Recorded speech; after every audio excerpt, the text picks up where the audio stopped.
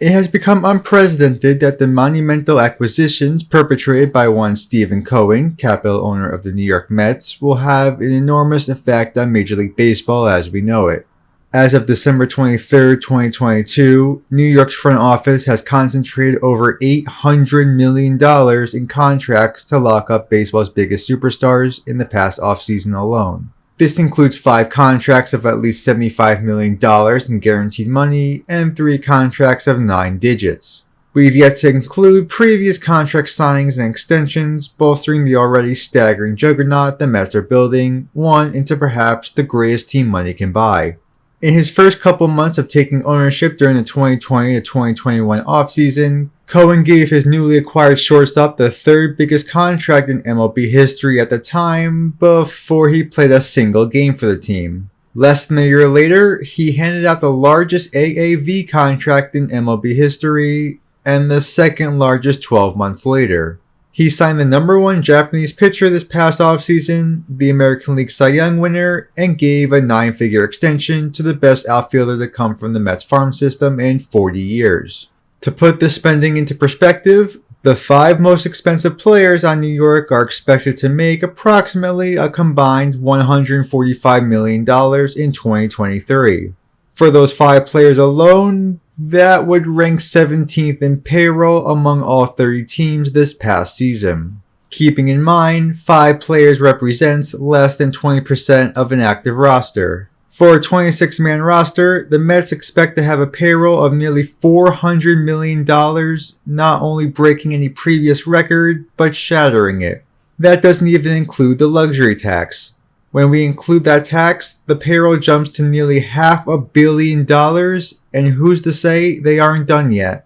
Their 1-2 punch makes more money than the entire roster of 5 teams last season. Their left side of the infield is locked up to $300+ million deals that run into the 2030s. Their electrifying closer shattered the record for largest contract given to a reliever. Fan favorites on the right side of the infield are perhaps hoping for an extension themselves in the near future. And lest we forget, the Mets also have the #1 prospect in MLB right now.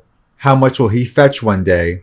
Whether you believe this is the greatest monetary realization to happen to Major League Baseball, or the worst thing possible, one thing is for certain: Steven Cohen is breaking baseball. He and the New York Mets are the talk of the sports world. There's praise, shock, condemnation, and bewilderment from everybody, and I mean everybody. It's unfathomed what Cohen is doing to build a contender, and I believe this is eye-opening to many. The gap between the Mets' budget compared to everyone else is widening by the minute. Are other owners getting angsty? Will fans start taking actual initiative? Soon there will be questions. Why is my favorite team's owner not spending money like the Mets? Wait, you're telling me our team could have signed these superstars but chose not to? How come we let our fan favorite and 2-time World Series winning shortstop walk in free agency instead of paying him?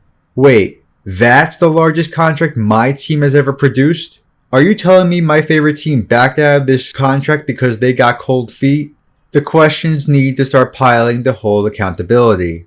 Cohen is perhaps outing himself to be baseball's #1 public enemy among the other 29 teams. He's a successful businessman and a fan, and that fan in him is more important to him than making money. How many other owners, not only in Major League Baseball but all professional sports, are actual fans of their team? We may see radical changes coming to Major League Baseball in the near future.